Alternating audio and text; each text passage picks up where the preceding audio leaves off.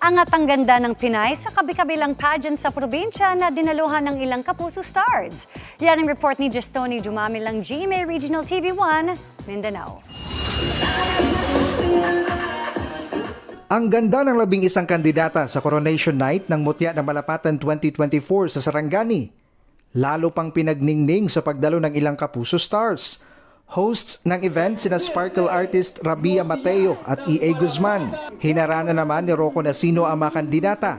Napakasaya and grabe yung init na pagtanggap ng mga Malapateño sa aming mga Kapuso artist dito sa Malapatan. Bitin po kami sa oras na nandito kami sa Malapatan. We wish na it could be extended. Kasi first we enjoy the food, tapos yung warmth po ng mga tao. Very warm ang mga Kapuso natin dito sa Malapatan. At it's very nice to see na ang mga Kapusos na extend dito sa Sarangani Province. Sa huli, kinoronahan bilang Mutya ng Malapatan 2024 ang 20 anyos na si Evangelica Gafa, isang BS Ed major in English student.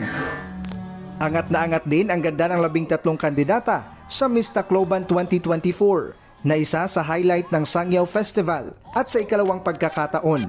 Official host si sportscaster at 24 oras game changer host Martin Javier. Nagningning din ang gabi sa pangaharana ni sparkle artist at abot kamay na pangarap star, John Vic de Guzman.